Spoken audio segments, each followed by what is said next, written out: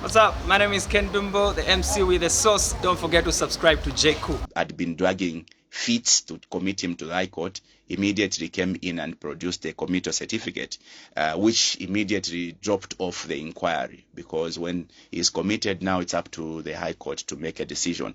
I want to believe that the matter, there's some applications that were made by the lawyers which may be coming before court today, particularly on the state of health of JJ.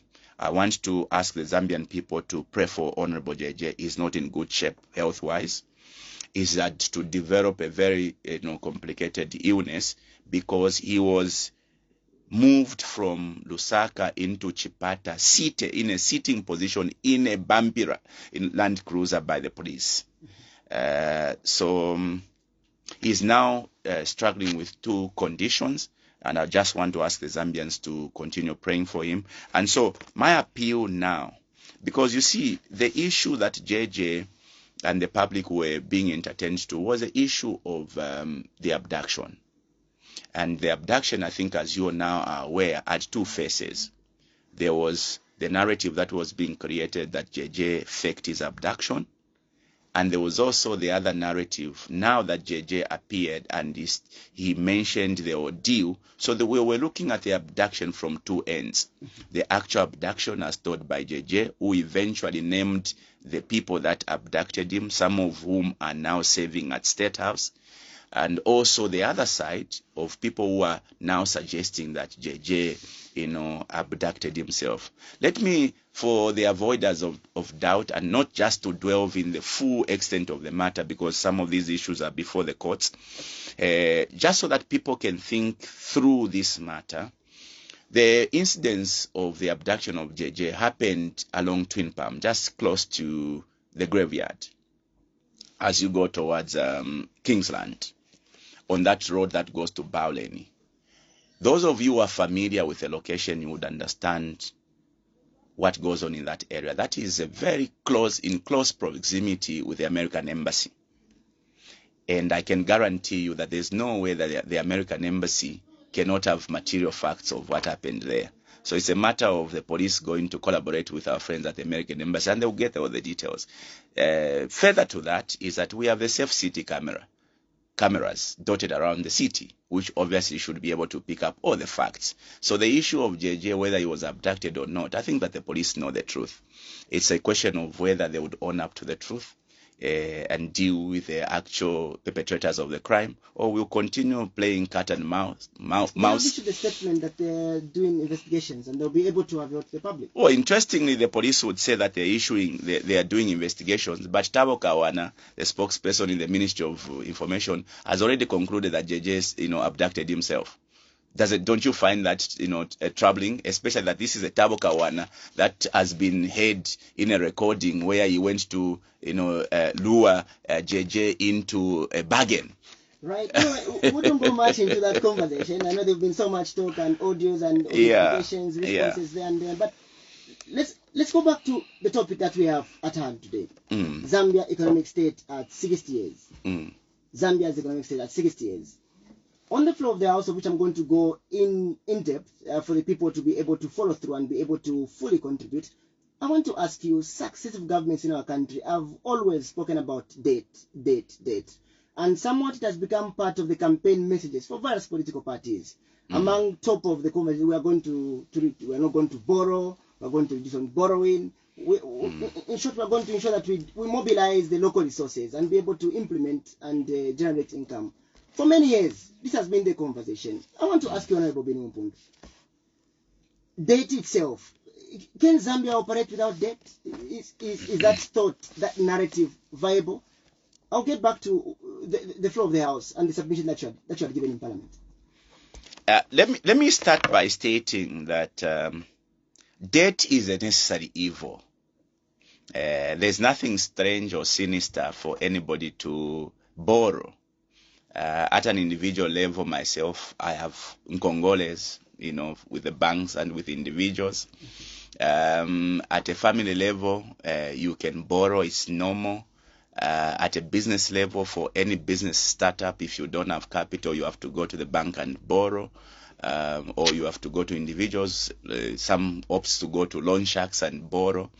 Also at a country level, at a national level, there's nothing strange in a country going to borrow. Like I did intimate in Parliament the other day, that even very powerful economies like the US owes other countries, and it's reported that the US owes China trillions of dollars. So it should not be seen as a strange phenomenon for a country, for an individual, for a family, or for a business to borrow. The question is, why do we borrow? And why should you borrow? Okay, I think that the reason why people borrow is a lack or the need. If I have a need and I don't have the resources or the means, I must go to people who have and borrow. The caution in borrowing has always been, you cannot borrow to consume. Okay, because when you borrow, you are expected to go and pay. Yeah, so it is prudent that when you are borrowing, you are only borrowing to invest, so that the proceeds of your investment can then enable you to pay back your debt. The question is, what has Zambia been borrowing for, and why have we not been able to pay? Perhaps the other question that we may be asking, does Zambia really need to borrow? If you ask me, I would tell you in affirmative that Zambia does not need to borrow.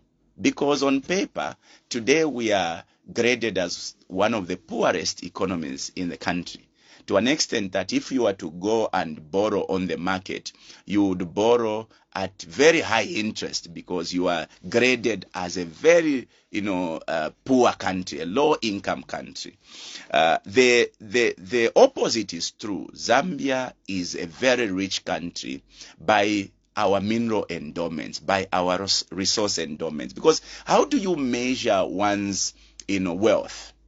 Okay, is it by the liquid money that they have, or it's by assets, liquid and everything put together? So if we were to measure the wealth of Zambia, don't you think we would put into account our mineral endowments, our natural resources? We're talking about, the water bodies.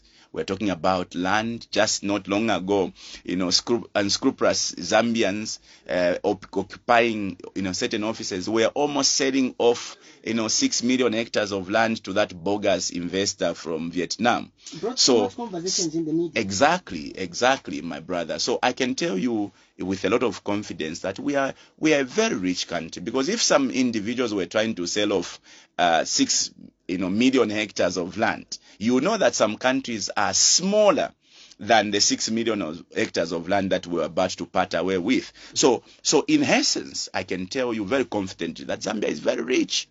Today we are talking about mineral endowments in the name of God dotted around the entire country. Okay, I can name a list of sites that have been named to have deposits of gold, numerous to mention. So the question is, do we need to borrow? I would tell you, if I was in charge as a president, there's nowhere this country would go to borrow.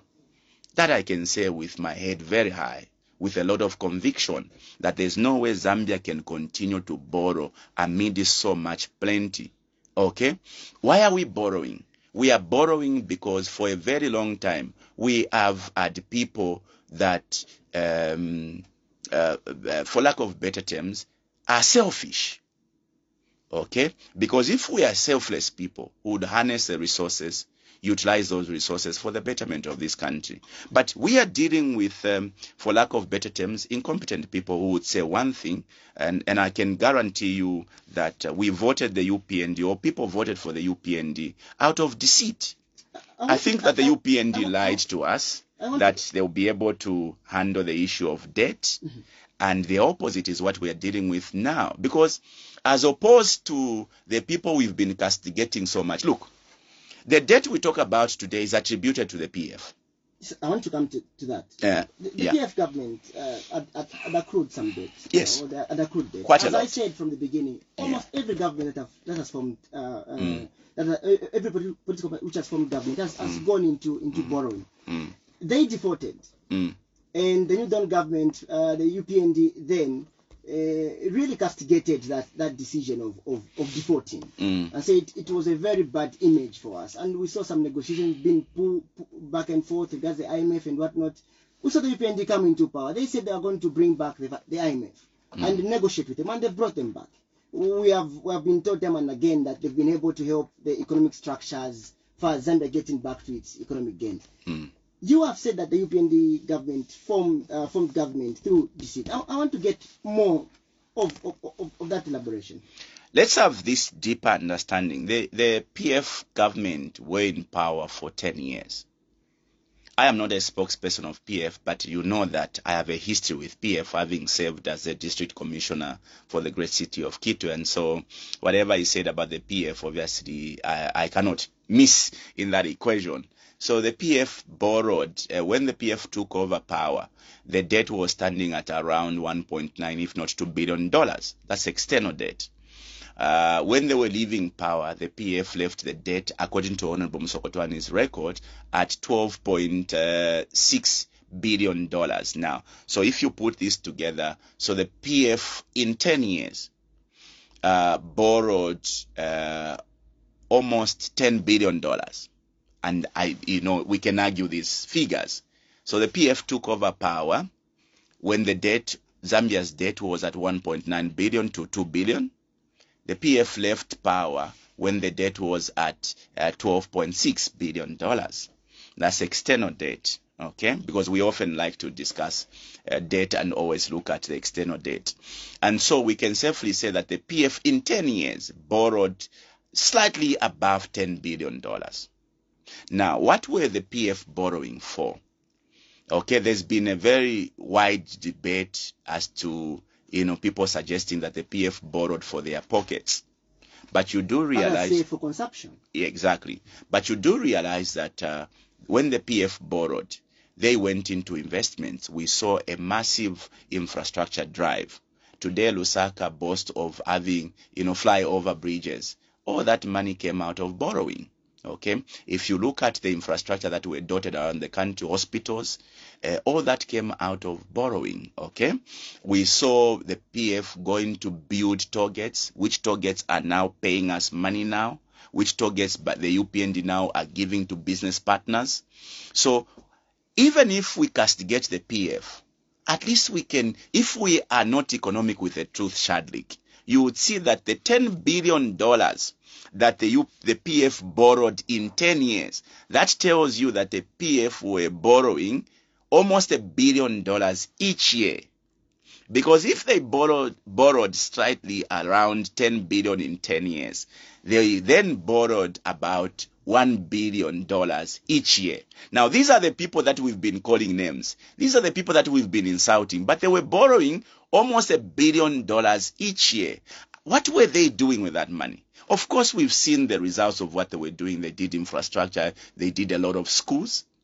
I think that is for everybody to see. They did a lot of hospitals. That is for everybody to see. They did a lot of roads. That is for everybody to see. I think you saw the ambitious Link Zambia 8,000, the Pave Zambia 2,000. I think that is on record that the PF took this money. But of course, there was a lot of mismanagement. Remember that some of those funds went to Zambia Railways for the revamping of the rail sector. We saw very little results.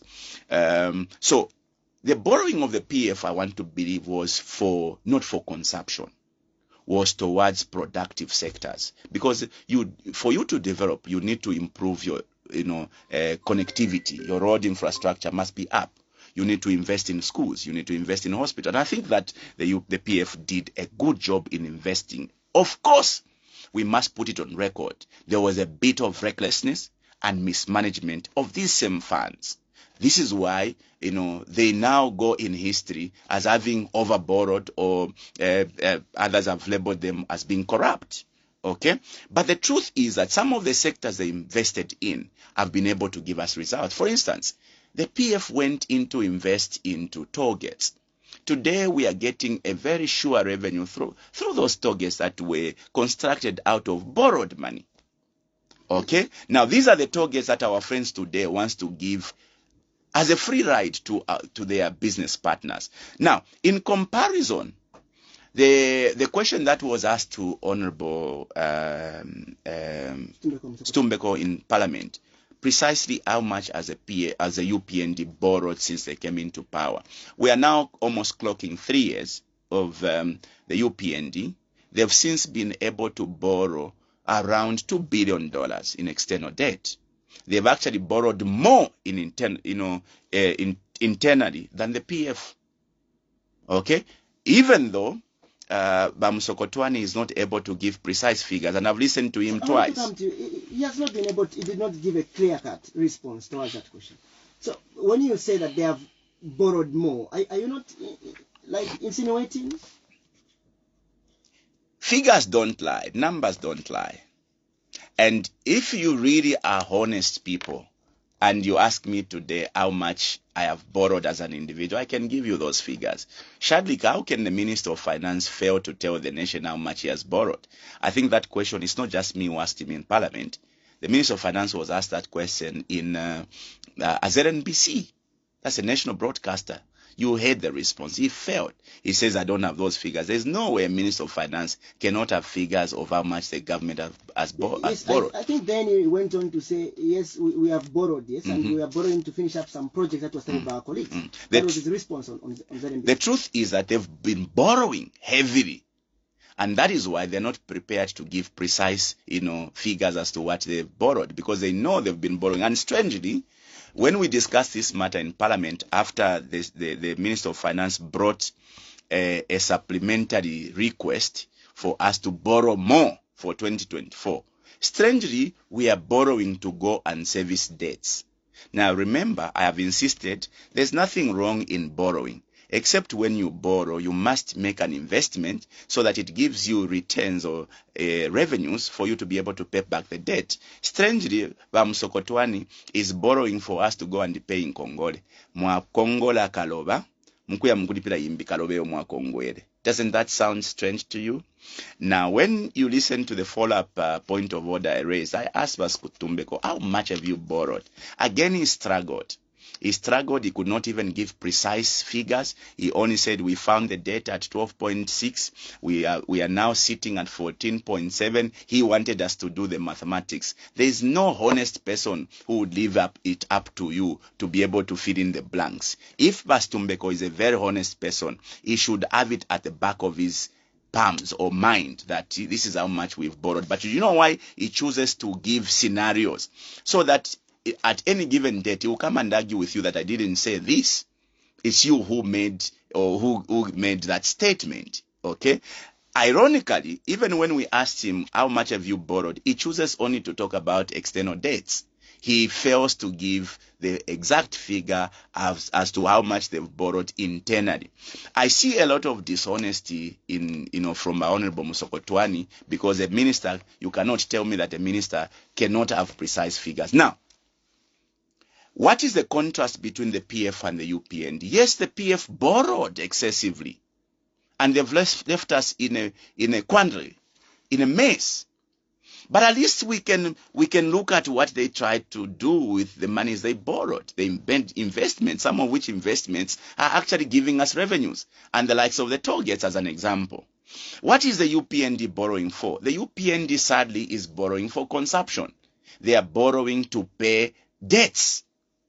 So who is the better devil, if you were to ask me? Now, I'm not a spokesperson for anybody. For me, I'm a patriot who look at issues as they are. So the question as to whether Zambia should be borrowing, as a young politician myself, I don't believe 20 million brains sitting on resources all over the country should go parading themselves to go and borrow, to an extent where you summon very educated people to the airport to go and celebrate that you have restructured $6 billion or $3 billion. Come on, guys, we must be serious. Zambia economic state at 60 years. That's the topic of discussion for today. And my guest is Hon Binwell Mpundu, a member of parliament for Nkana, an independent member for Nkana constituency. And of course, we are live on DSTV channel 273, Top Star channel 103, Go TV channel 21, Zugu channel 58, and we're also live on our Facebook page, which is our Prime Television Zambia Facebook page. So like the page and leave a comment. You can also follow us on JFM Zambia Facebook page. You find the link, click on it, and you'll be glued to 92.1 FM. I will open the phone lines later on in the program. You've touched that issue, and I think I would like to believe that you said that addressing the nation and the entire globe, because Parliament TV is on Facebook. I'd like to play the response that you had given pertaining to what you have said on the floor of the House for people that might have missed it, so that they can be able to follow through the conversation. I hope they that will be Kurusan. No, it is one which is relevant to our conversation. Okay. So this is what Hon Binwell Mpundu had to say on the floor of the House.